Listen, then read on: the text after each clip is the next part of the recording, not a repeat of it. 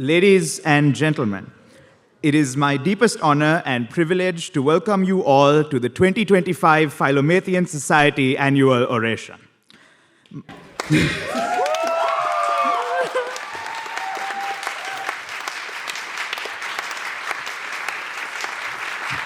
My name is Ashwin Laksumanage, and as the Annual Oration Director for the past year, this has been a grueling and difficult challenge. In the midst of a funding drought, we found it much more difficult to raise funds this year compared to years prior, and yet, in spite of this, we have been able to pull off one of the most highly anticipated, high-profile annual orations in recent history.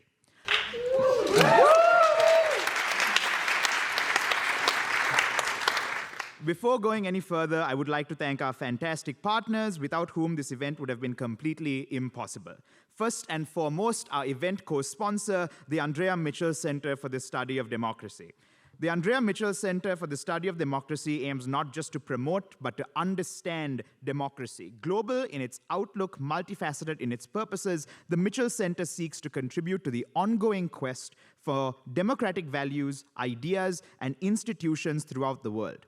In addition to hosting speakers from the fields of academia, journalism, politics, and public policy, the Mitchell Center supports undergraduate, graduate, and postdoctoral research. AMC also co-sponsors another Philomathean Society event every semester, Politics on the Edge, or PORT, where we bring in some of the most provocative and sharp-witted thinkers in the US or even from around the world to present their thoughts. My heartfelt thanks go out to Dr. Jeff Green, Ibrahim Bakri, and everyone else at AMC, without whom this event would be impossible. It was just last week that I was enjoying my spring break on a beach in Puerto Rico when I received an email from Dr. Green about logistics and immediately jumped up to give him a call. Thank you for everything, AMC, and we hope our partnership continues to grow even stronger.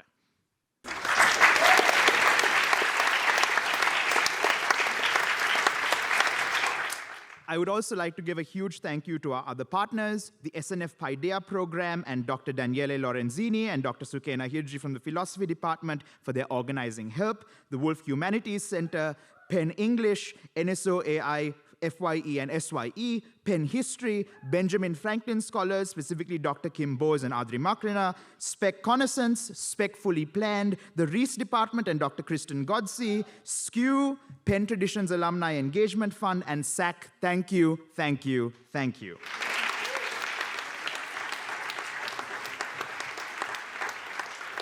I would like to take a moment to convey just how important this event is to us here at Philo. The Philomathean Society is Penn's oldest organization and the oldest continuously running collegiate literary society in the United States. We have always been shapers of this campus and at the forefront of its intellectual boundaries. At this moment, I think it would be fair to say Philo is going through a renaissance. After a year out of our historic Philomathean halls due to renovations, we have regained our prestigious space on the top floor of College Hall. We are publishing zines and full magazines again. We are doing art again. We are doing music again. The art of our society has been rejuvenated, and the Philo spark in all of us has been reignited. To all the Philos in the audience, I ask you to see this event as a true symbol of our resurgence as a society, as an intellectual community, and as a force that paves the way for this campus's intellectual and cultural life. We are back, and we are not going away. Do not let that Philo spark fade. Let it be the beginnings of a flame that will roar for years to come, long past our time at Penn. Philo re, Philo ra, sic itur ad astra.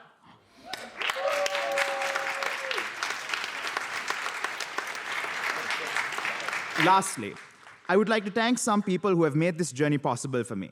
AO Director is one of the hardest jobs in Philo, but these people have made that burden lighter through their presence, guidance, and friendship. Katie Sorrentino, Michał Wremkowski, Anish Karupur, Kevin Reyes, Jack Purple, Senior Member Meg Alpha, Senior Member Joe Howard, Senior Member Cole Lewis, Senior Member Hannah Shao, Nisa Dharan, Tristan Lee, Manya Gupta, Abigail Dixon, Abby Harris, The Caucus, Amar Memon, Jan Mejia Toro, Nishant Bhargava, Eric Wang, Zach McGrath, Henry Franklin, Aidan Ford, Mark Helwig, my parents and both my grandmothers, my late grandfather, and all the other Philos that have impacted my life in unimaginable ways. Thank you.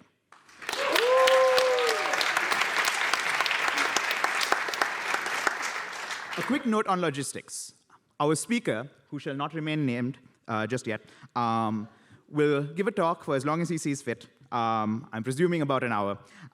We will then have a Q&A period where we will have volunteer walking around with a mic, so have questions ready, and then we'll have a book signing once the Q&A period is over. Finally, the moment you have all been waiting for. Once referred to as the most dangerous philosopher in the West, he is a prominent Slovenian philosopher, cultural critic, and psychoanalyst known for his provocative and influential ideas on politics, ideology, and popular culture. Drawing on thinkers like Hegel, Marx, and Lacan, he has explored topics ranging from capitalism and global politics to film theory and religion, often with a sharp and humorous edge. He has published over 50 books, including The Sublime Object of Ideology and Less Than Nothing, and has become widely recognized for his unique style, blending complex theoretical insights with references to pop culture and current events. His work challenges conventional insights with references to, conventional wisdom, urging audiences to question underlying assumptions in contemporary society. His engaging, often controversial approach has made him one of today's most talked about and widely read philosophers, alongside his constant sniffling, of course. He was even so kind as to provide me with a topic for this oration, which would have been nice earlier because we might have been able to get STEM funding. Speaking on why quantum mechanics helps us survive in a time of obscenity, I welcome to the stage none other than the one, the only, Dr. Slavoj Žižek.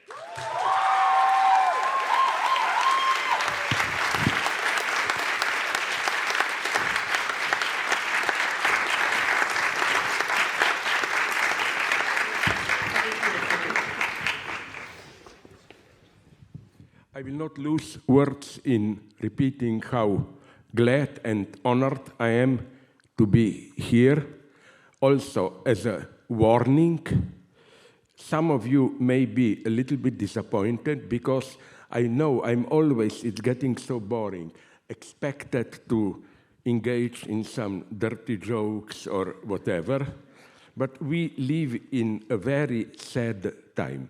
And what I will tell you now, I think, is a key element if you want to understand what goes on today.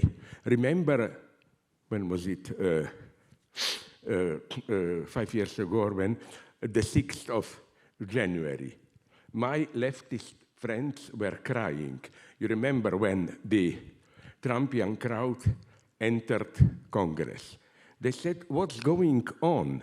When we were young, our side was supposed to do this. Popular crowd occupying the seat of power. They said, now the bad guys took even a revolution from us. Yes, I will try to develop some of the consequences, implications of this. Let me tell you let me just begin with an indication how complex this situation is. What I mean by this complexity. Yeah, I will tell many things about Trump, criticizing his movement, but never forget that Trump is an effect, a consequence, a symptom, if you want, of the inner weakness and failure of what? You in the States, we in Europe, usually designated as the, not even social democratic, but like liberal welfare state. And when Trump won the first time, the reaction of the majority, not only here, but even more, I would say, in Europe was, this is a kind of a evil thing, an accident, freakish accident of history. We should just wait a little bit. Trump will destroy himself, and the normal democratic welfare state will return. Hegel, my favorite philosopher, has a wonderful theory of repetition in history. His point is that a thing first happens, we perceive it as something contingent. With a better strategy, it may have been avoided. But when a thing repeats itself, we see its necessity. Hegel's wonderful example is Napoleon. After losing in 1813, the first time he thought, oh, I did some bad strategic planning, so he returned. When he lost at Waterloo, I think, the second time it was clear it wasn't his strategic mistake or what, it was over. And I think if we want to remain some kind of leftists, we have to fully accept this lesson, apropos Trump. Again, the first time it may have looked, oh, it's a contingency, blah, blah, and so on. But you know when things became clear to me? Did you watch the Biden's inauguration event? When was it? 6 years ago, 5 years ago. It was for me such a tremendous politically correct, in the bad sense of the term, spectacle. Inclusive of that, nothing against her, that, sorry, I'm old, senile, names are slipping out, the black young lady who read her poems. I'm not saying they are bad poems, I'm just saying that she should have been more careful. She became part of that big liberal spectacle. But as a Freudian, I always look for symptoms, marginal moments which betray the truth. You know who was the symptom there? Remember, Bernie Sanders sitting alone and stealing the show. It was, so you see, I'm not despising you. You Americans are definitely not stupid. How did you prove that you are not stupid? Because his image exploded all around the media, stole the show. And now you will say, but if you are stupid, you will say, but we are stupid. What about Trump? No, you know what was for me one of the nice surprises? You remember that shooting accident which happened, did not happen, I don't know, when a bullet from a gun, no? And then you had that, my God, was it staged or not, you know? Trump raising his head, American flag with a little bit of blood and so on. Ah, you are not stupid because in spite of all the Trumpian attempts, that image didn't become such a universal meme or whatever you call it. So again, let's follow this path of, why not, non-stupidity. I emphasize this because I'm not making fun here of the Trumpian populists, but of the left liberal critics, you know, like Jon Stewart, all of them, making endless jokes of Trump, endlessly fun of him, and so on, or all this fact-checking, you know. He tells something not true here, he told Trump something not true there. Are these guys really crazy? Don't they get it? AOC, Alexandria Ocasio-Cortez, got it finally. That she noticed, it's a crucial data, remember that the same people who locally voted at her in local elections voted for Trump, many of them, of course not the majority, at the federal presidential elections. So she, I don't know how she got their list, contacted many of them with a simple question. Just explain me, please, how come that you could vote for me locally and for Trump, for the president? And she got a very nice, correct answer. Not true, but correct, expected.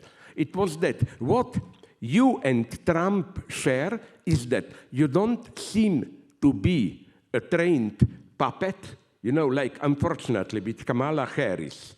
Obviously, she was trained to avoid anything controversial. I was ashamed for you, I remember, when she was, just before elections, asked, what would you have done if you were president apropos Gaza, Israel, and so on? She immediately sensed, oh, dangerous territory. And she gave an answer, something like, people suffer there too much, it's time to put that suffering to a stop. Pure, absolute platitude. At that point, I asked myself, would I maybe not also vote for Trump? It's a nightmare. And, if we have to learn something for Trump, and Bernie Sanders said this, it's don't fall into the trap of moderate Democrats, which is let's avoid extremes. The big worry of Democrats was let's not move too much to the left so that we don't lose the middle ground. Are we really unable to learn anything from Trump? Which is that he won precisely by going to the extremes. But okay, I will not lose time with these obvious things. I just want to say that that's why, although I'm well aware of the mega dangers of Trump's presidency, the analysis, what is Trump, is still awaiting us. Unfortunately, the left, especially the liberal one, again displayed intellectual laziness. Usually, they dismiss Trump as, oh, it's fascism again, Trumpian fascism. Maybe, in a way, but in what way? What I don't like is this laziness. You still think in the old categories. Then something new that most of us, at least in our circle, we intensely dislike. And then when asked, but what is this? You think in a lazy way, oh, the really bad thing is fascism, so this has to be fascism. It's not as simple as that. There are many economists, sociologists, philosophers who are aware of this and desperately try to propose a new formula. For example, although I don't agree otherwise, always, with my good friend, the Greek guy, Yanis Varoufakis, he at least tried to propose a new term, techno-feudalism. I have some doubts with this term, but the important thing is that he tries to make us see that while we leftists worry about, oh, is it possible to overcome capitalism, how you do it, capitalism itself is already radically changing into something for which I doubt if it still is the old capitalism. Here, I will not get lost into details.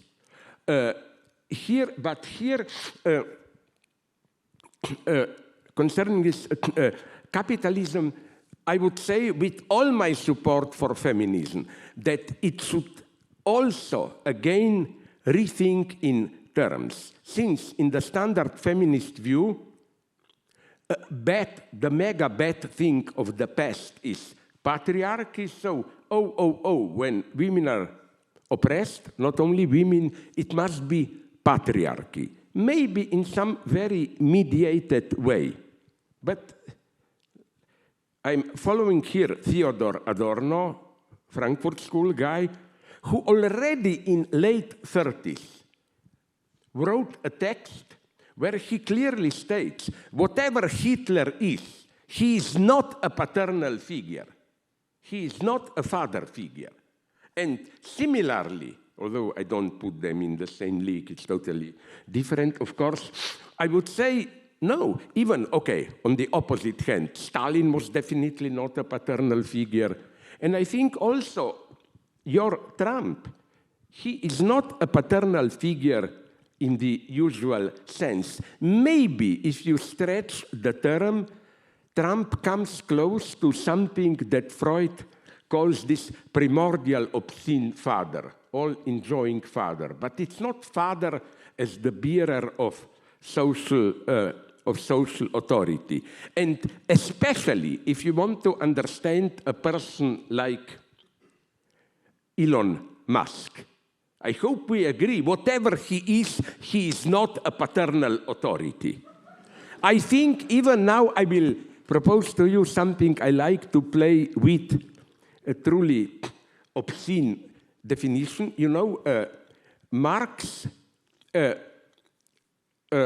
in his, I think, worst big text, German Ideology, presents a figure, communism with the idea in communism individuals would live in a truly free society of choices, and then Marx so ironically enumerates, in the morning you do fishing or whatever one, in the afternoon you read theory, you become a critical theorist, in the evening, my God, this is Musk almost, I would say. You know, in the morning he does his Tesla, then he dreams about Neuralink, then he plays politics, then I don't know what, then he breeds children.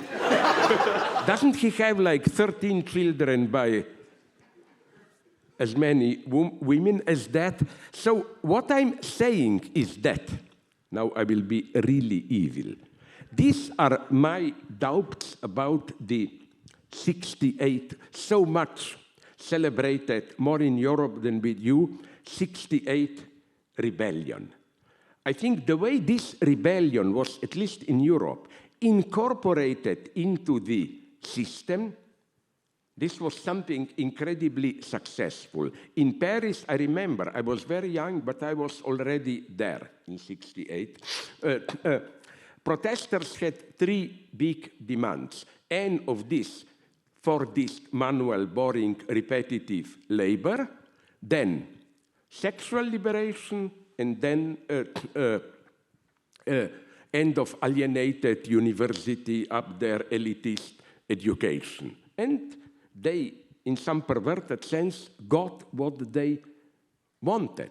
Now you have precarious work and so on, and many people almost long for the good old Fordist manual work, because now the problem, I think, with precarious work is that it's much more intense. You feel self-responsible, you worry all the time, will it succeed? Education, that's why I love you here. They heard us, and what some of these Trumpian populists are saying, like they mockingly, as you know, refer to universities as the cathedral, alienated knowledge up there without contact to ordinary people. Yeah, so you will get what you, not you, but students, me included, wanted in 68. Okay, the alienated academic institutions are gradually very limited, at least. And not to mention sexuality. I will not lose time with that. So I think that we have to rethink things from 0 point. I don't have a good term. I don't quite agree with Varoufakis' techno-feudalism. I'm just now playing with the term liberal fascism. Why? Because at least it reproduces the tension in the tension in a Trumpian project. This tension, inner antagonism, is not simply its limitation. It's at the same time its strength. What do I mean by this? You know what people usually don't get? The importance of, and here I'm coming back maybe to a critique of 68, because again, to conclude my point there, if there is a reincarnation of a 68 person, I remember when I was young, it was considered subversive to do obscene gestures, speak in a vulgar way, subvert the fake dignity of those in power.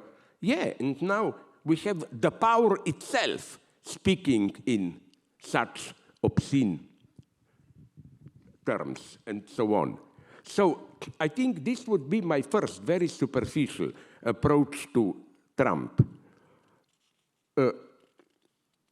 Trump is obviously not a remainder, a relic of old moral majority, of old conservative stance. He is, I think, and that's one of the keys, Trump is, for me at least, the first truly although his Trumpian conservatives attack all the time postmodernist historicism, but sorry, he is that. He is very relativist, changes his position all the time. You remember, I forgot her name, his assistant lady who proposed the term alternate truth and so on. He speaks in a vulgar way and so on.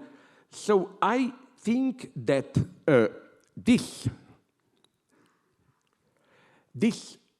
false effect of Trump, at least because that's the result Alessandria Ocasio-Cortez got. Again, the message was you and Trump seem to speak in a sincere way. And you know what's so tragic? I read somewhere that that's why when Trump was caught lying, it usually helped him. The people explain it in this way.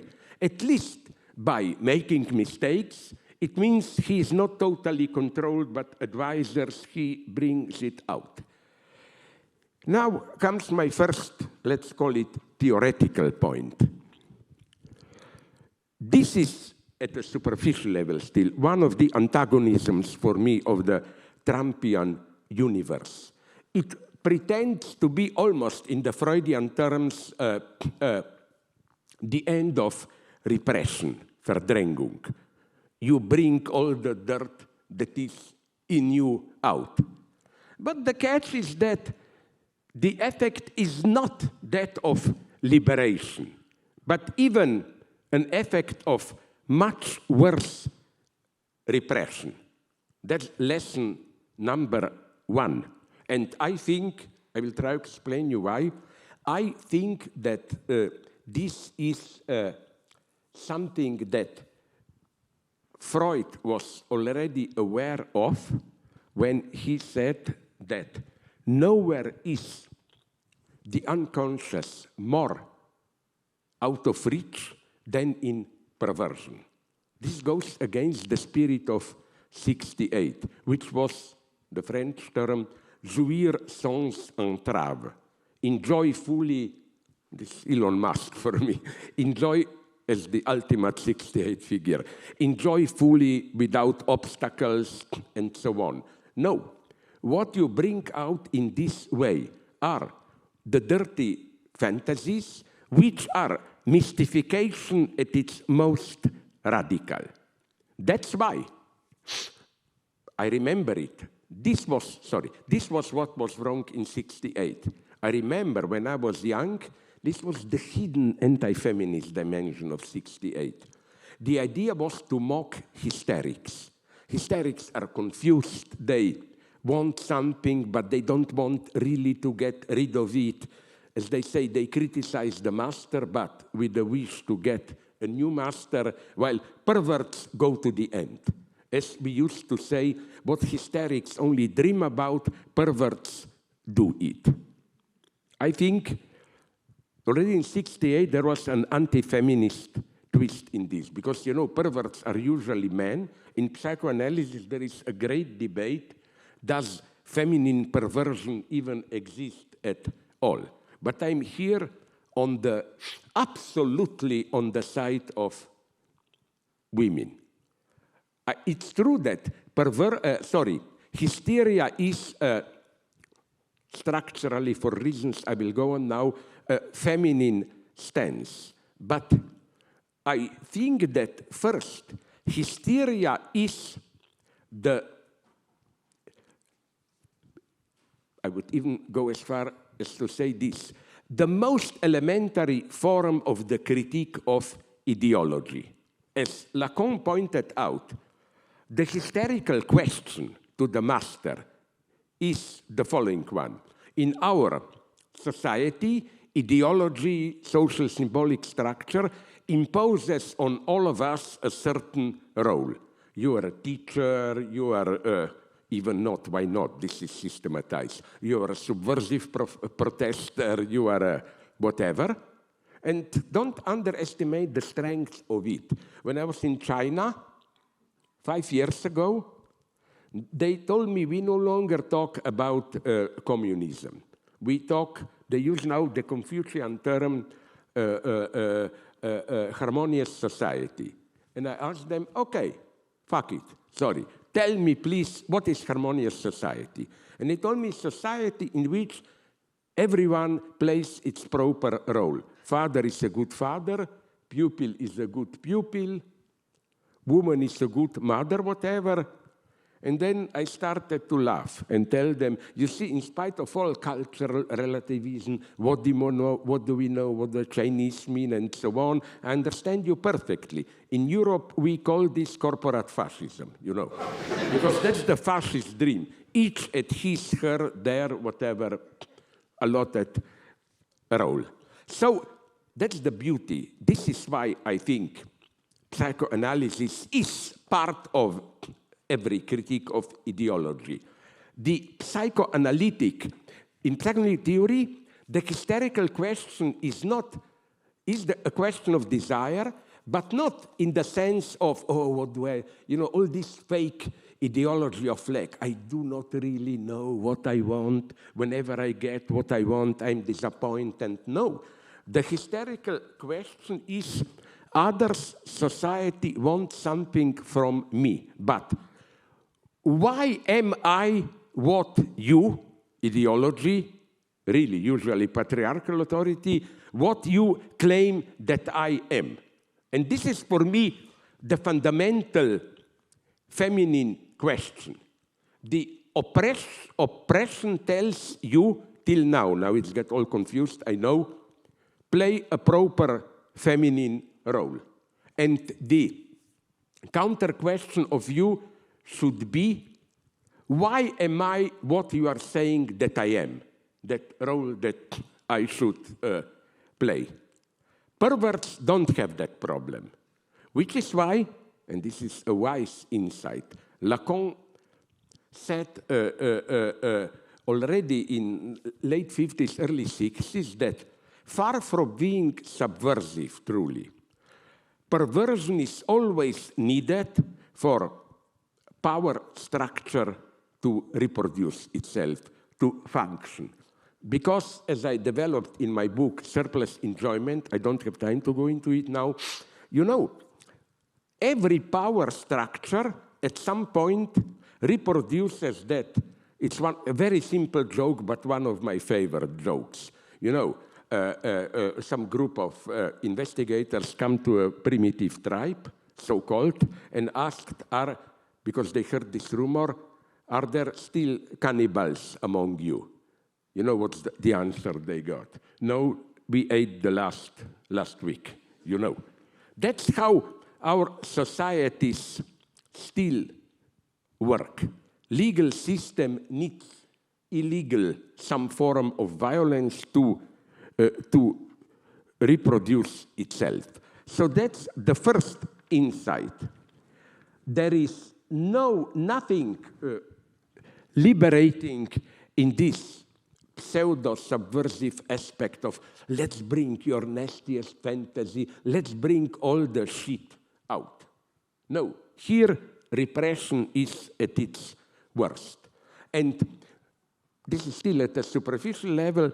The first way for me to locate the new right-wing Trumpian, we have others in Europe, populism is to use the standard moralistic term in a shameless way, precisely, openly, and to say shamelessness.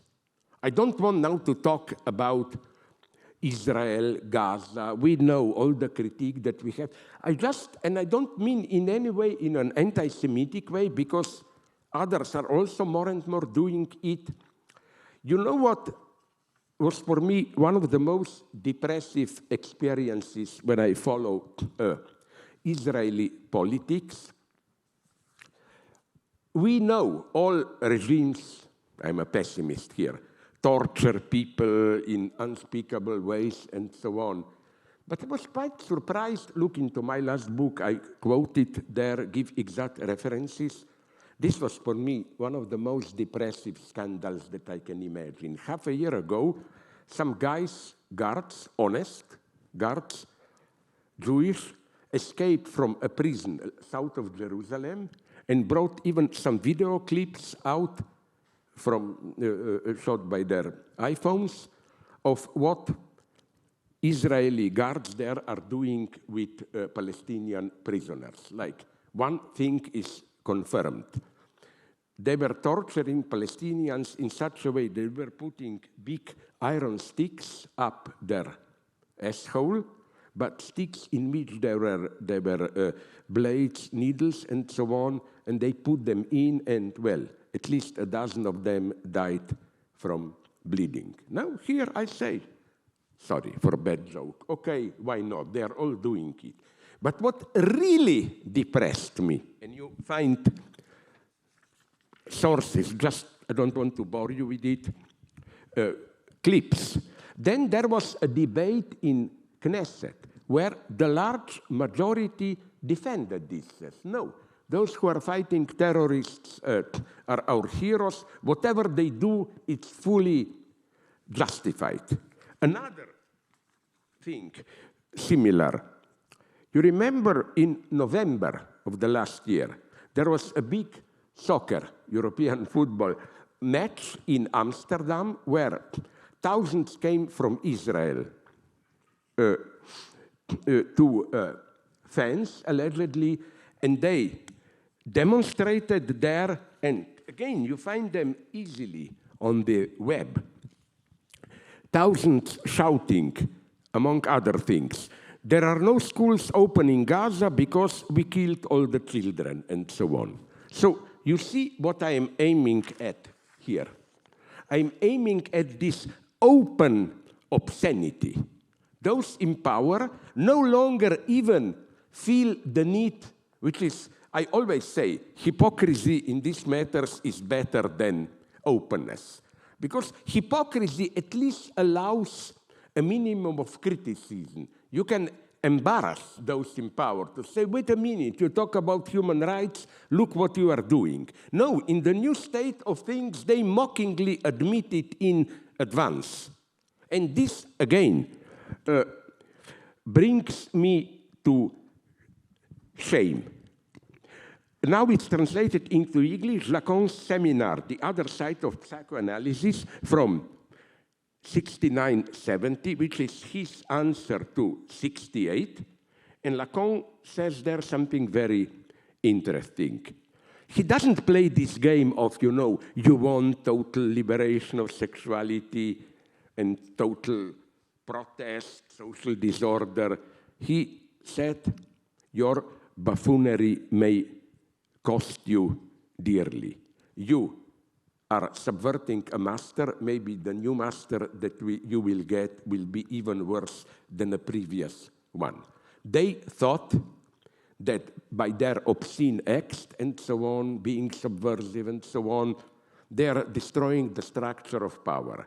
You play this game, then you get Trump and similar. That is to say, a master who is himself, usually it's him, who is himself self-mocking, vulgar, ironic, and so on. So surprisingly, you find this in my books. I condensed the line here, so I will not go on too long. Lacan's advice is, to message to students is, all I can tell you is, discover a proper amount of shame. Shame is needed. Now, to avoid a misunderstanding, Lacan is not here for a compromise. He's not saying, on the one hand, we get total sexual liberation, which means people exploiting each other, torturing each other, like in Marquis de Sade novels. But we have to control this, so we need a little bit of oppression, sense of shame, like I'm not allowed to do everything. No, Lacan is not preaching this right measure of a compromise between sexual or other freedoms and oppression. What he is saying is that bringing out not the true unconscious, but this perverted fantasies and so on is the worst form of oppression. What Lacan is saying is that a proper sense of shame is not directed against your desire. Do not bring out all, but it's a way to redeem, save your authentic desire from perversion, which is the way desire is incorporated into the system that reigns and manipulates us. So let's go on, so that I will not run out of time. This, of course, is just the first approach. In next step, I would like to talk a little bit about something that people tend to ignore. What I already hinted at, this inconsistency of Trumpian populism. On the one hand, on the one hand, we have, ironically, I refer to him, the Steve Bannon Trumpian left. And I don't mean this just ironically. I have a certain very marginal, don't be afraid, sympathy for Steve Bannon. You remember, in Trump's first period, 4 years, he was fired from the White House because he demanded to raise corporate taxes for the wealthiest from 25 to 40%. So we have this Trumpian populism, American way of life, ordinary people against all possible perversions, LGBT plus, cancel culture, and so on. But then we have what I like to call techno-corporate Trumpians, which move at a totally different level. People like, of course, the names are here, Elon Musk, Jeff Bezos, Zuckerberg, and so on. What they are trying to do is this. Let's take Elon Musk. Musk promises to get the government off the back of Americans and out of their pockets. Less taxation, less regulation, lower military budget, even decentralization, free initiatives from below, and so on and so on. But my common sense, not even leftist view, is that if you look at the history of capitalism in the last 100 years or so, you can see that market itself was saved through strong state regulation. I read in a wonderful history of how TV sets and all that exploded in early 50s. I forgot which one, but one company invented the key mechanism. And then the state, good American state, become aware that if this company maintains monopoly, it's over on this invention. They will dominate the entire field, so they force this company to remove the copyright. So you see, that's my first paradox. To have an effective market, you need strong regulation. And logical consequence from this, it's obvious. You can feel it every day. Why do people like Musk, Bezos, and so on then argue against state? Because they, as Varoufakis would have put it, they function as neo-feudal masters. They are no longer old-style capitalists competing on the market. They are a new type of power. They want nothing less than monopoly over a certain domain. So when they talk about free market, it means free market for them without any limitation that they can control society. So I want now to speak briefly about two people with whom I don't agree, but I think they formulate this aspect of Trumpianism, this non-populist aspect at its purest. One is Curtis Yarvin, who developed this notion of network state. The idea is no longer people should maintain against the LGBT, all the horrors, maintain their own proper way of life. No, it's that society should be erased and, as it were, rebooted from the zero ground. Along these lines,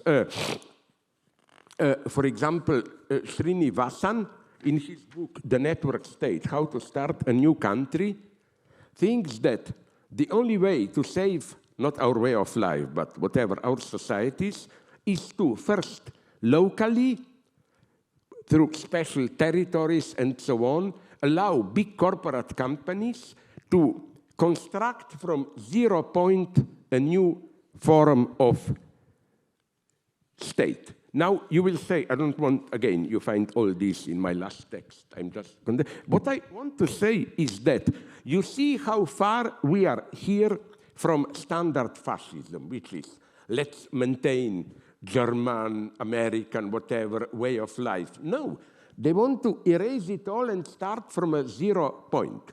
This is not even so new. Read the history of capitalism. There were already examples for especially in the 17th century, the Dutch East India Company. They created there a mega imperium where they were not bound by the Dutch laws. It's from the 0 point that they imposed their power. And I think that's why I was so fascinated by what Trump was doing he will not succeed, obviously, but try to do with his idea of take over and own Gaza. It was this. I'm not talking about colonization. He will not make Gaza 52nd state and nominate Trudeau, maybe, or whomever, the governor of Gaza.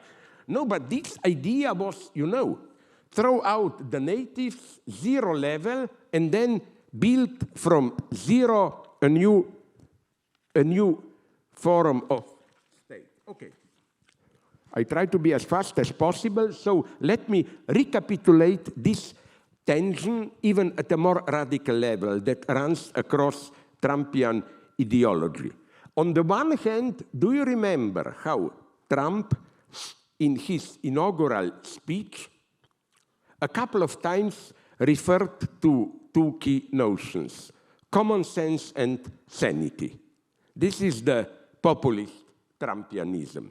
But don't you see how people like Elon Musk and those, let's call it, network state digital Trumpians, they are an absolute threat to our common sense. In what way? Look at, for example, Mark Zuckerberg. I always like these dirty jokes. It's not really dirty. To warn you, you know what's the meaning of the term Zuckerberg in German? Zucker, sugar, Berg, mountain. He is really, his meta, or whatever it's called now, is sugar he's throwing on us to put us asleep. So what I'm saying is that they are talking about old sanity, decency, but what they are mobilizing, for example, I've written a book about it, both Elon Musk and Zuckerberg are now fastly developing what Elon Musk calls Neuralink, which is, I think, the ultimate horror. A direct link between our thoughts, not just our brain, our thoughts, and some digital machine. In other words, now still at a very primitive level, but it's already moving. A digital machine, if I'm connected to it, can read the flow in my mind of my thoughts. What's the problem here? The problem is not only that the machine can read it. The problem is that it goes also the other way around. The guy who controls machine can implant thoughts into my mind, me not being aware, even not being aware of it. And so what is metaverse by Zuckerberg? It is precisely an attempt of a private corporation in the long term to literally control, regulate, and manipulate our social environment, which becomes to such an... Of course, our social environment is always structured by ideology. But here, ideology is not just a spontaneous, anonymous system. The ideology that regulates out is formed through algorithms. It can be manipulated, and so on, and so on. So that would be my paradox. Trump, on one hand, plays the populist game, appealing to ordinary people, I'm vulgar like you, and so on. At the same, so my critique of Trump would be a Trumpian critique in the first day. You are saying you are doing this. Sorry, you're not doing this. The way you are doing this is exactly the opposite. Imagine a society in which Neuralink will work, in which algorithms control our lives, and so on. This society is absolutely not a society of common sense and sanity. It's an unimaginable, artificially constructed society. So, to appeal with irony, but not totally, to your American liberal anti-communist instinct, my God, some Trumpians go much further than the vilest communists even dare do. You know, communists were dreaming about this. Erase tradition, construct a new man, and so on. They are doing it. Now, be careful. I'm not saying here that Trump will fail for this. Maybe in the long term, but I'm much more of a pessimist. If you aptly manipulate this contradiction, you can survive for quite a long time. So, what we are getting with Trumpian ideology is, and from this, what I described now, this comes out, what I'll now say. What we are getting from Trumpian ideology is all these references to freedom, let's get rid of the state, and so on and so on. But they soon got the communist lesson. You know, often me, coming from Eastern Europe, well, I say, well, this sounds familiar, you know, because the basic trick of hardline communists was we stand for freedom. And when we imprison somebody or censor him, we are doing it just in defense of freedom, of true freedom, which we know what it means. Exactly the same are doing Musk or Trump himself when, for example, and it's not only reactionaries. Did you notice that Trump now threatened to prosecute Wall Street Journal because there was a critical text there about the efficiency of tariff measures and so on. I'm just saying that this paradox is necessary. The type of freedom that Trumpians advocate not only can coexist with, but needs strong oppressive state regulation. So tell me, am I allowed just to finish? Where am I now temporarily? 50. 15 moments. Perfect. I'm cutting it short, maybe too much. So I will then, just to conclude, I will, first, what I promised you, if you will be patient enough, I will, before passing to conclusion proper, I will tell, my God, it's in my nature, I cannot help it, a really dirty joke, which I think encapsulates where we are with Trump. Here is a joke. I used it already in some of my books. Sorry if some of you know it. After his wife underwent a long and risky surgery, her husband approaches the surgeon, the doctor, who is his friend, and he inquires about the outcomes, like, did it turn out well, and so on. The doctor begins, your wife survived. She will probably live longer than you. But there are some minor complications. She will no longer be able to control her anal muscles.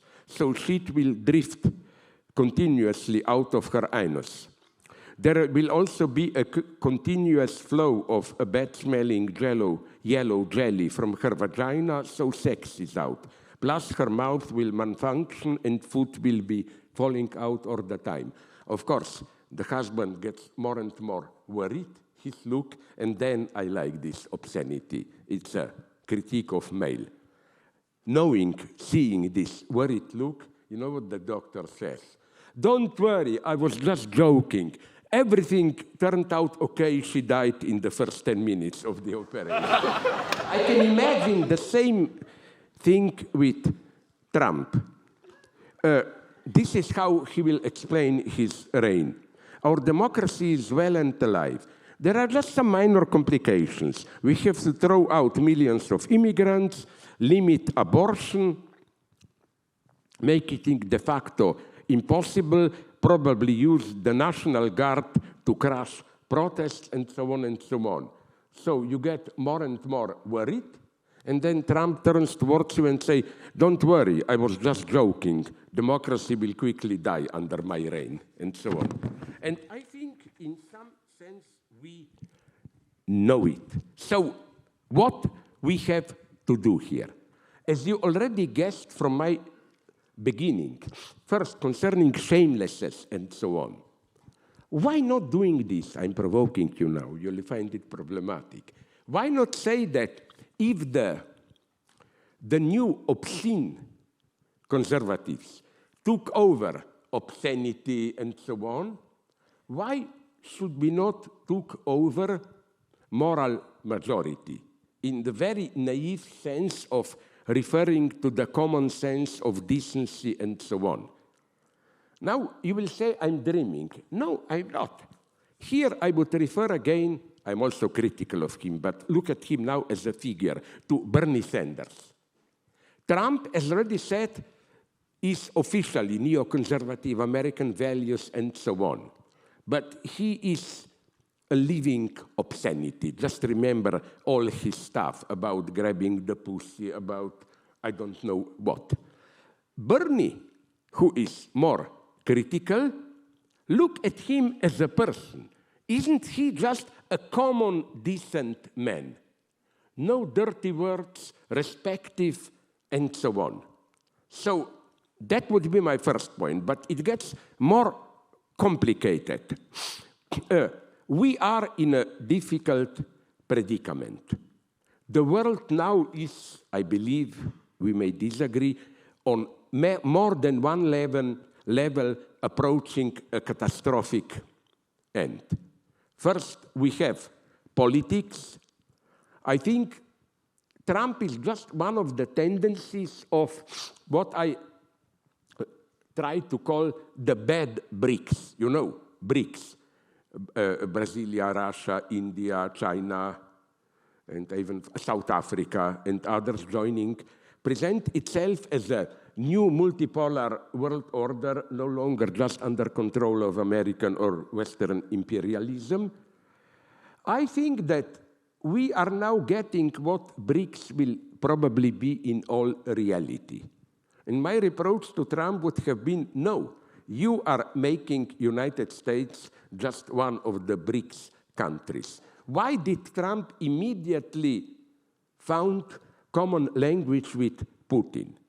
It is, you know what will be BRICS? I don't like, I think it's totally false vision of totalitarianism, Orwell's 1984. But at some point, he was right. You know, in 1984, the world is divided with 3 megastates: Oceania, Eurasia, and I don't know, I think East Asia. Isn't this now what BRICS is becoming?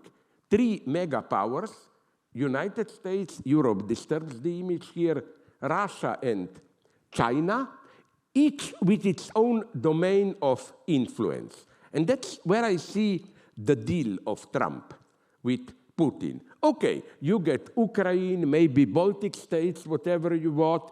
We get Canada, Mexico, I don't know, Greenland, where it will stop. So it's, you know, you will say, why not? It's better than imperialist domination. In some sense, maybe, but in some sense, it's not, because I remained an old-fashioned leftist. For me, we need more than ever today ethical universalism, more than just ethical universalism, global cooperation. In this sense, I am, to provoke you, as I like to define myself, a moderately conservative communist, no? What do you mean by communism? Not central committee, a new Stalin, but something very simple. Imagine future natural catastrophes. Not just global warming, but many things can happen. I was in contact with my friend who went to Fukushima, when was it, more than 10 years ago, with that mega catastrophe, and he told me that he had access to top officials there. He was official delegate, this guy of European Union. He told me that for one day, Japanese government was in pure panic. They thought they are lost. They thought they will have to evacuate the whole Tokyo area, 30, 40 millions of people. Accidents like that will happen. The solution is either war, but war is today more complex with atomic nuclear weapons, or global cooperation. Then the same goes for artificial intelligence. It's a very complex question. I'm not simply a pessimist. I'm just saying that, you know, we should drop this usual humanism and say, oh, but machines will never be able to think. No, we should not compete with machines, but we should ask a very modest question. What is it that machines cannot do? Maybe they can do other things that we cannot do. And would you agree or not, I can imagine at least two things. One is daily rituals. I think they make us human. You know, these stupid rituals, like immediately when I see the floor here, I'm tempted to construct a ritual. I must never step, if I were to walk across, on a black square. These are absolutely essential to our survival. There is no deeper meaning in it. It's just, it has no meaning. It only produces an effect of, empty effect of meaning. If I do it, maybe it's a minimum of order. And the opposite of, okay, you will say, but artificial intelligence can do it. Yes, if you program it in this way. I wonder, and I spoke with many specialists, if it will develop it out of its immanent need. At least with the present state of artificial intelligence, I doubt it. The other aspect is, it may sound comic, swearing, dirty words, curses. Jacques Lacan says somewhere, it's a wonderful insight, that swearing is maybe the first zero-level symbolic act, speech act. Why? Swearing is not just frustration. I try to do something, I fail, and so on. Swearing means, oh my God, I even cannot put it in language. Swearing is, for me, the fundamental reaction of a human being to what? To the fact that we live in language, but at the same time, we are not at home in language. Language frustrates us. So it's at this level that I would confront it. But okay, so with all these big problems that we have today, danger of nuclear weapons, ecology, artificial intelligence, whatever, how are we to react to it? The first is outright denial. That's what mostly Trumpians are doing. The leftists or whoever exaggerate, nature is not really in trouble, don't exaggerate, life goes on as normal, and so on and so on. And what's so ironic is that you even get some leftists today, more and more strong, who claim this, like my ex-friend, now he attacks me, Fabio Vighi, who is definitely not an idiot. He developed how all crises that we experience today, COVID is for him a capitalist invention. COVID, ecology, and so on are for him strategies of global capital to control us, to be able to enforce austerity and so on and so on. I think this vision is way too optimist. As if, you know, without these obsessions, we would just live in a relatively harmonious society and so on. I think that one good thing about COVID is that, I like to say this with all my malice, my evil character, is that it made even politicians who are as far from communism as imaginable to take some communist measures. You remember Trump, he had to mobilize an act from late 40s, I don't know where, which gives, in a time of crisis, the state the right to order industries what to produce. Then, at some point, didn't even distribute to like all families or got $2,000, yes, I will finish, $2,000. And so it was an implicit admission that we have to maybe keep the market, it's efficient at its own level. Okay, so this is one strategy, ignore the trouble. The second strategy is, and although it's not openly admitted, we enjoy in it much more than it may appear. It's enjoyment itself. Enjoy, you know, you step back and we don't say this openly, but let's enjoy the catastrophe. Although this enjoyment is ambiguous, like, did you see the series The Last of Us? My favorite, of course, 5th episode.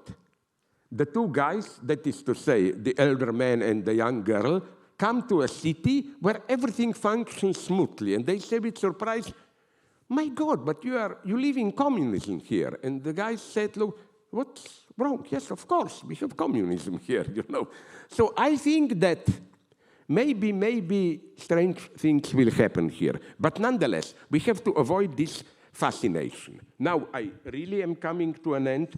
The third predominant strategy is that of Freudian, what Freud calls disavowal, Verleugnung. It's not denial. You know what's the formula of disavowal? Je sais bien, mais quand même. I know very well, but. We formally admit it, but we are not really subjectively engaged. We don't practice it. Like, how does disavowal look with ecology? Yeah, I know all the studies and so on, but look, don't take it too seriously. Go out, the sun is shining, you hear the stupid birds singing, whatever they do, and so life goes on. And now the latest trick is that you don't even disavow something, but you mentioned it all the time as an excuse for not doing nothing. I remember, for example, 3 years ago, there was a big ecology conference in Glasgow, I think. Prince, at that point still Prince, Charles gave a speech. Yeah, they were talking for 3 days, and it was obvious that they were talking just in order not to do anything. This is, I think, the most dangerous attitude. So what are we to do here? I think the thing to do here is not simply to realistically accept the danger, but I would almost say the opposite disavowal. Because, you know, the problem is that, yes, we know many things, but we don't know it all. Even what presents is as knowledge is biased and so on. So my attitude is very weird here. And with this, believe me or not, you are my bad conscience now. I will, sorry, I mean, talking so much. I really mean what I will say now. Namely, I think, and I follow here my good friend, the greatest maybe theorist of catastrophes, who is split between I think, Seattle and Paris, Jean-Pierre Dupuy. His idea is that if we don't do anything, we are bound for a catastrophe. And we shouldn't simply play realist, pragmatic games and say, okay, maybe it's not yet lost, maybe we can do something. No. We should accept catastrophe is our fate, but we should nonetheless act madly against it, with the hope that our knowledge of catastrophe is not strong enough. This is, I think, a much more subversive position. Not to say we are not doomed, but to admit it. We are doomed. It's in our destiny in the sense of if our society moves the way it does, it's in our destiny to end in a collective suicide of humanity, but it's in our force to change destiny itself. Destiny doesn't reign, doesn't control us totally. So again, my idea is this kind of a more dialectical negative fatalism. It's the opposite maybe of traditional Marxism, where you say, in the future there will be communism, okay, there may be some problems and so on, but if we don't screw it up, no. I would rather say in the future there will be new forms of barbarism. Maybe soft fascism, this kind of a BRICS universe, maybe new, more global barbarism.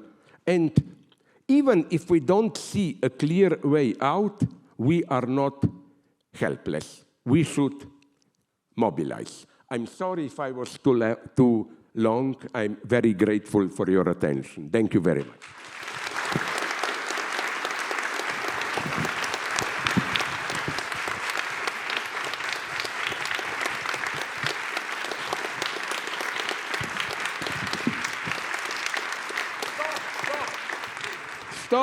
Stop.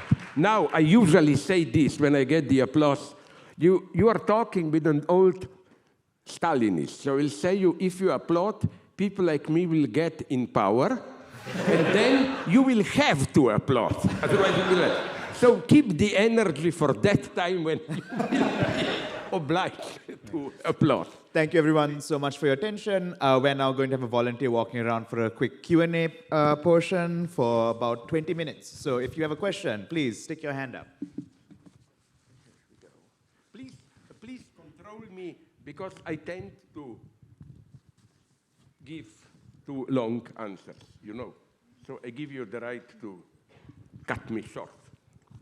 What differentiates the contradictions of Trumpism from... Sorry? What differentiates the contradictions of Trumpism from the contradictions of neoliberalism, specifically in this suppression of socialist uprisings and bailing out banks, for example, in 2008?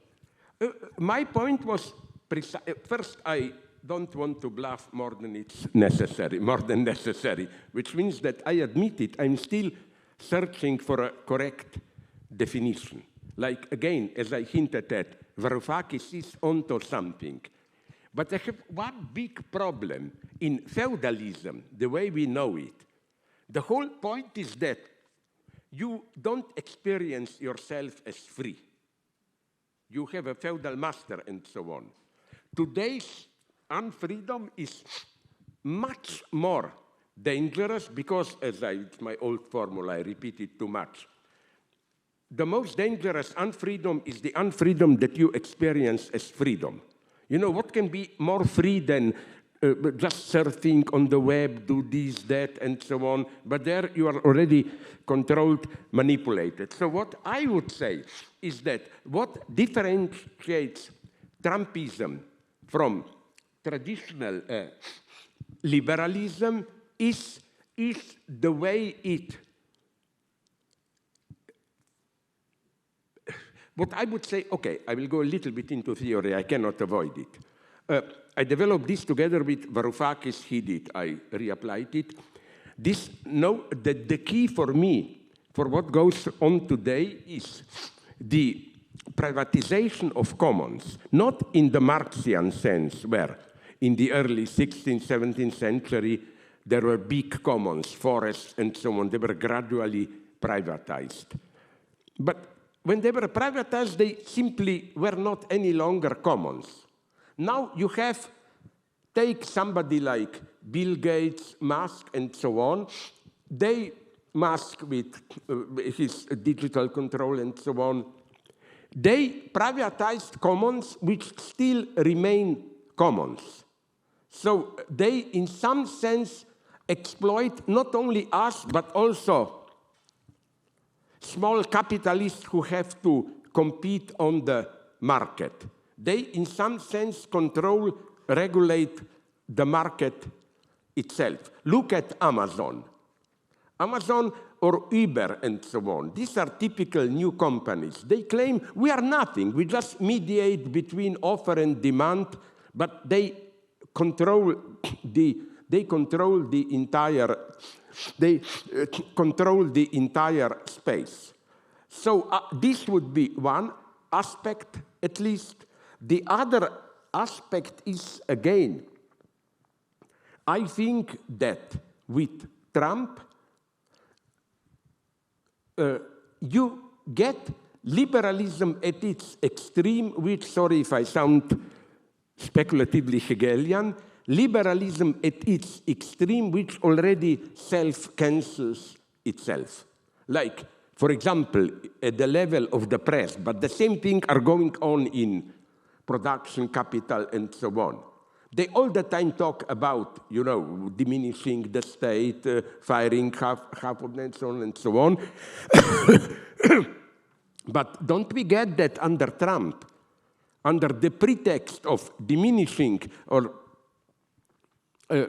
minimalizing the power of the state gets stronger than ever. In this sense, that's the paradox.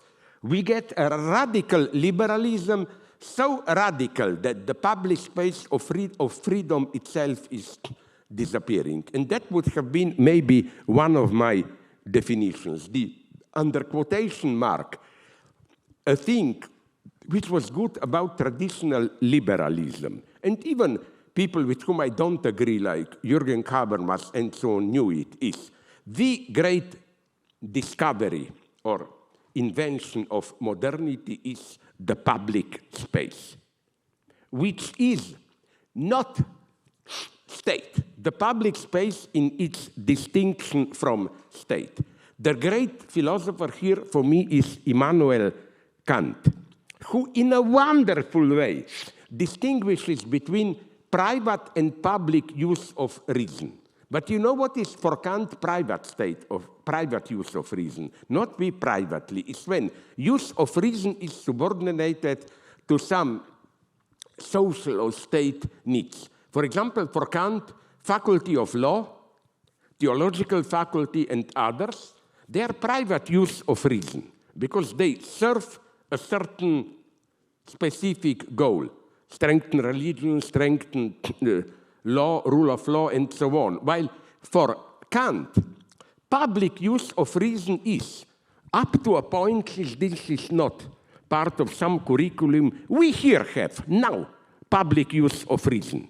Because we are in a space which is not constrained by any a priori imposed from outside order. Like we are not here to stabilize the state, to ruin the state. Everything is open. We are, that's how I would define public use of reason. We are here, and here thinking begins.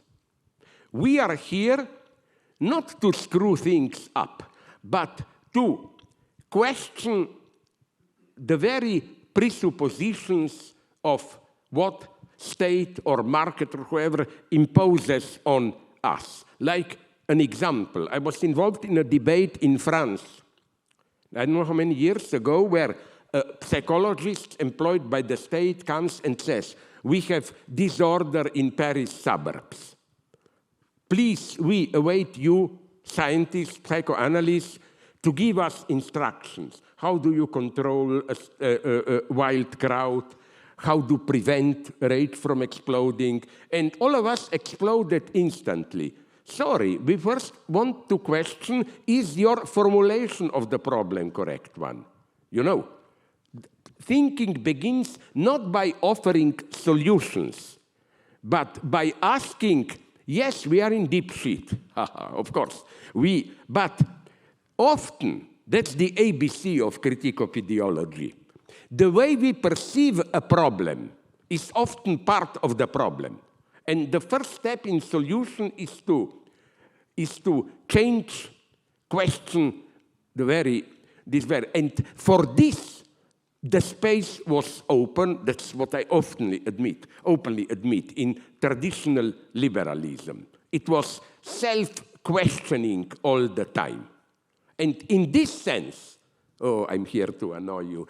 In this sense, I like to say this just to annoy people. In this sense, I remain Eurocentric.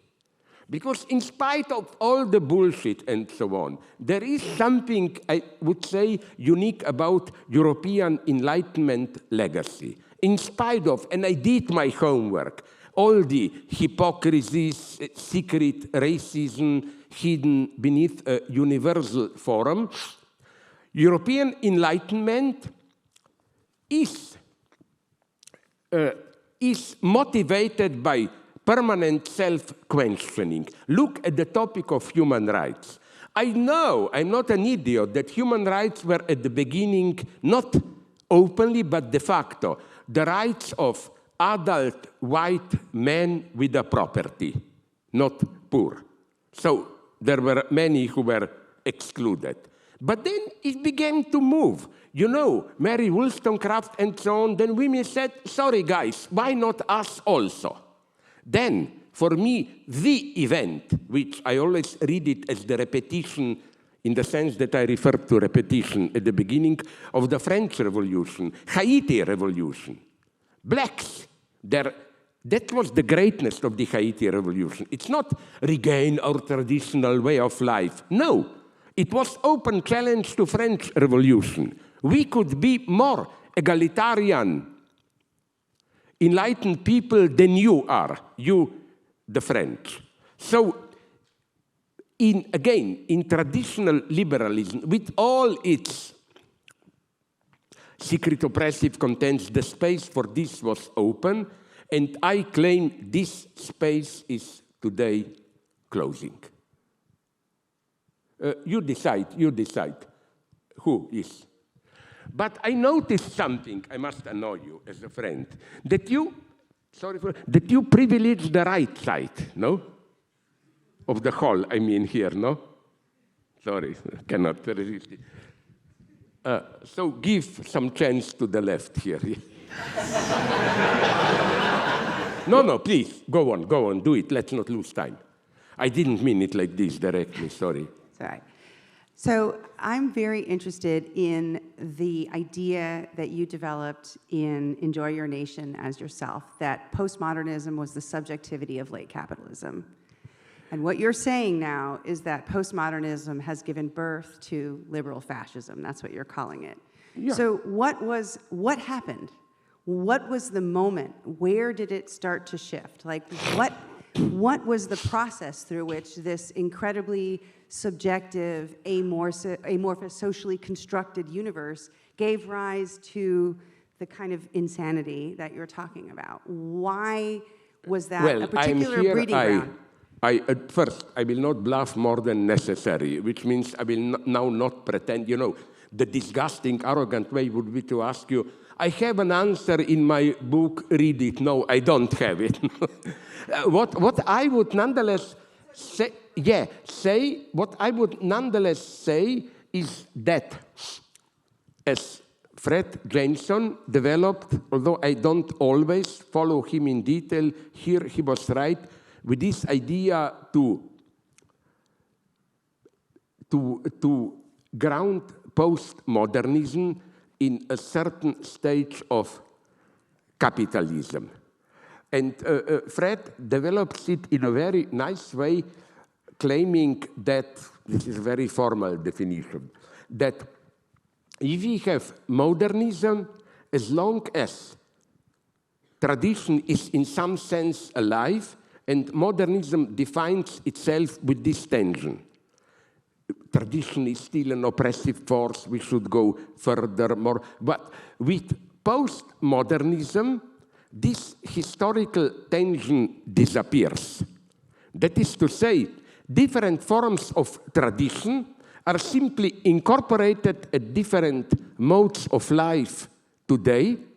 And in this sense, they are much more brutally cancelled because what was authentically a tradition becomes now a freely chosen, allegedly, way of life, you know. Today I play that I am a Buddhist, tomorrow I discover this. So postmodernism is for me not so much a specific tradition, but a way different traditions coexist in a non-historical present. Now, this is why, and Fred was delighted, we were good friends with him. How can I not be good friend with Fred Jameson, who was a wonderful person, you know. When we make often Zoom calls, we talk, did you see any good movies? No. And we were normal people. The point was not, did you see the latest Romanian or South Korean art movie? No, is the last James Bond any good, and so on. He was a totally normal guy, no? But Fred pointed out that today with Trump, ideologically, it's no longer that what we are getting today is some kind of a self-cancellation of postmodernism itself. History is returning. I'm not saying progressive left. And history is, okay, I'll put it like this in a mega way. Fukuyama, who is a very honest guy, and don't despise him. You know why? Because he proposed the formula of the end of history. But you know what he did at the last elections? He proposed to vote for Bernie Sanders. He saw more clearly than many others that the end of history, his thesis, is over, no? So, again, postmodernism is the end of history in a quite literal way. There is no longer the tension between past and present. Past is simply incorporated into an eternal present. That's why postmodernists love these local cultures, you know, like black culture, Inuits in Canada, and so on. No problem, you are all part of. But today, I think this formula no longer works, and a new universalism is needed. A return to a more traditional modernism. Not to the same that it was. If we will not do it, Trumpians will occupy this place. So I always read Trumpian populism, if it is fascist. I repeat it too much, you know, that Walter Benjamin's great formula, fascism is always a sign of a failed revolution. Something was wrong in capitalist reproduction, and never dismiss fascism just as a mistake.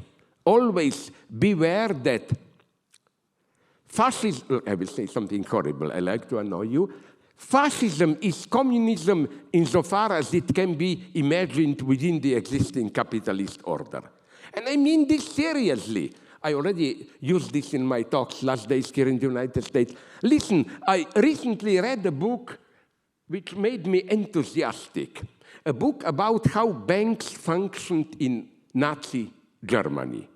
My God, I was delighted. A top Nazi banker said, in usual capitalism, banks just search for profit and so on. But in National Socialism, banks should not be allowed just to do what they want. The way they invest and so on should be regulated through states so that they fit people's needs and so on.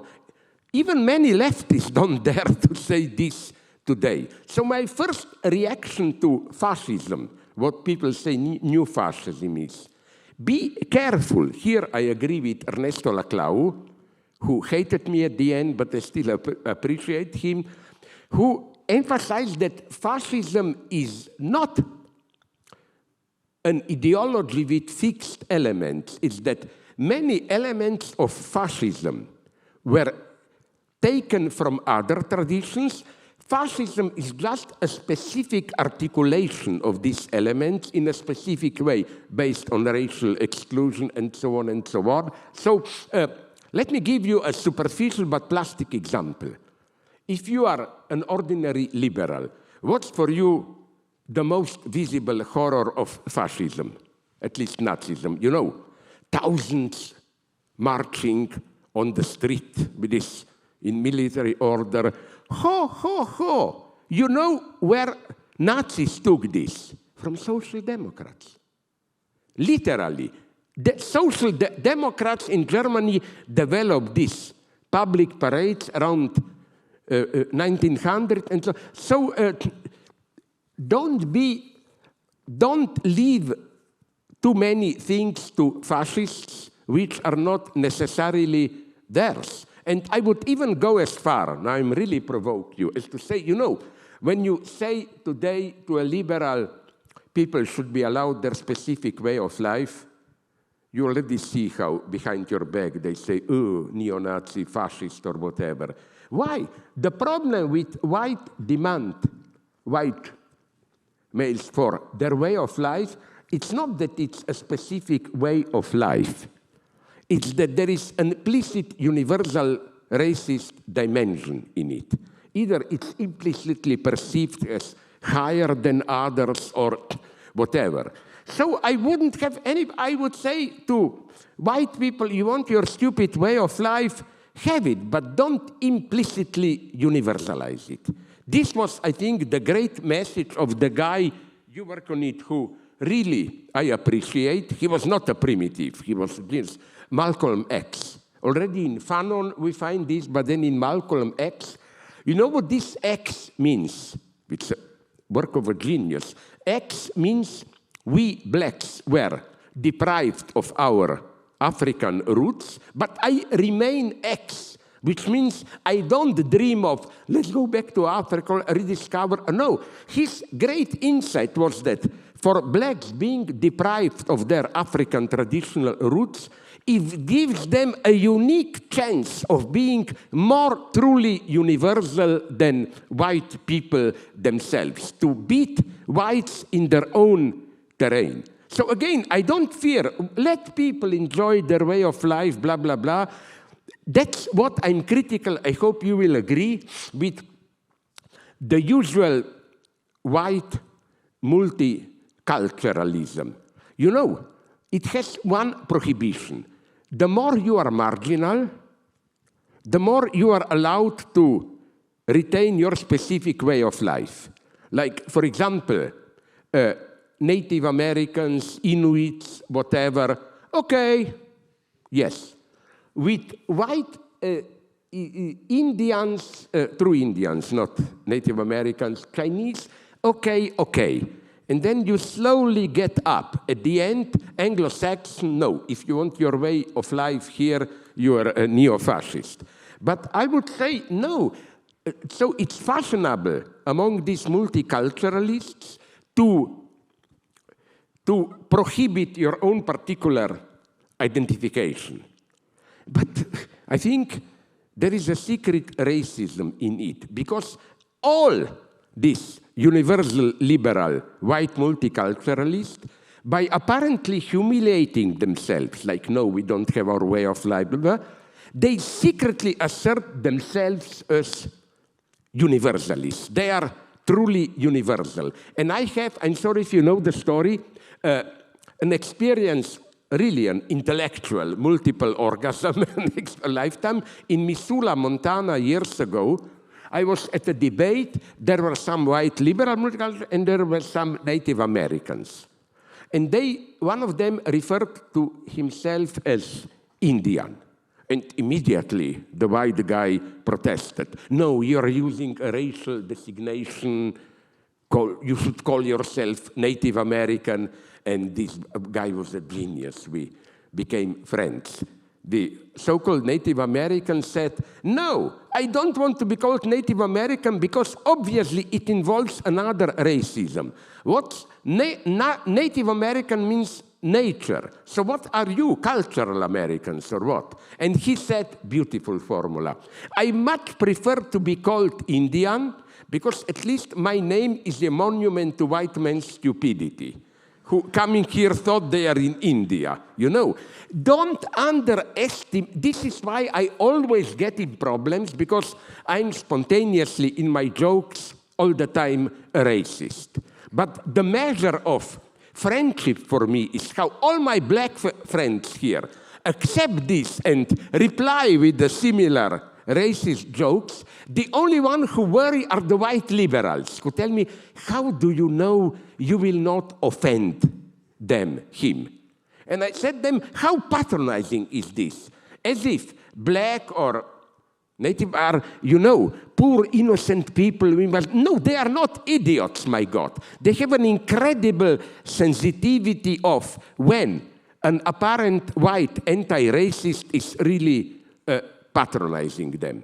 That's why, again, my way with my black friends is, I'm afraid I would be arrested to say what are my usually exchanges with them.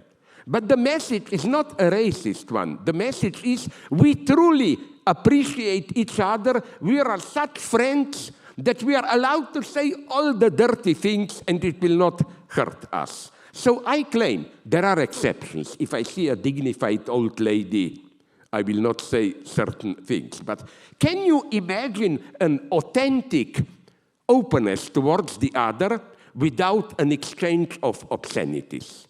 My answer is no.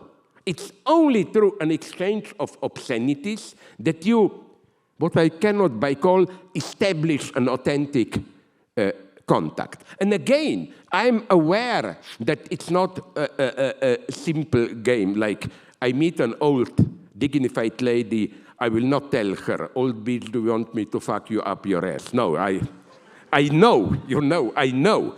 But on the other hand, I got wonderful surprises at this level. There was a dignified old lady, by mistake, I was tired. I said something like this to her, and we became friends, we embraced each other. She replied in a much more dirty way to me. And my reaction was, you know, like in cartoons, Tom and Jerry, when a cat is surprised, their eyes pop out. My reaction was that one, you know. So, you know what's important here? Racism, I hope we will agree here, is very much alive, and anti-feminism.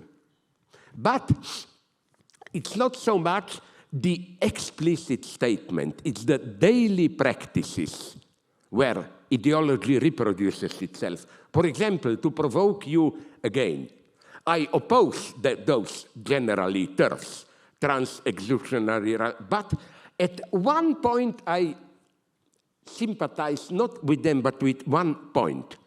They were annoyed by transgender people like men who want to officially become a woman, but, I will be now very evil, don't even have the decency to go through the operation to.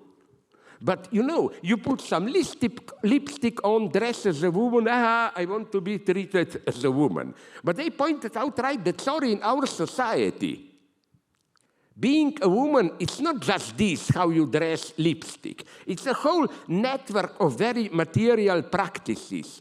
Work at home, having period. That's why, as a feminist, much more important for me is what even half-fascist like Perón did. You know, Evita Perón, I have great problems with her, but she did something wonderful. In 51 or when, in Argentina, 50, it was the first time in the world, she introduced every month for a woman who is in her period 2 or 3 free days. You see, that's for me anti-feminism, concrete daily problem. What does it help you? Sorry, I'm not focusing on you, but what does it help you if I follow all the correct rules, if I still at the material level ignore all these practical troubles of every day. I'm afraid we have to cut it short there. Thank you, everyone, so much for your attention. We do have a book signing now, so if you have any further questions, please feel free to ask Dr. Žižek at the signing. The book signing will happen right behind this curtain here. Thank you so much for your attention this evening. And if we could have one last round of applause, thank you so much.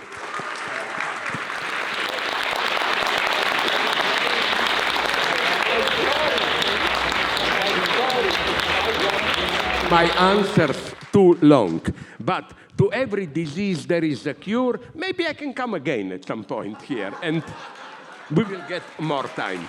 Thank you very much.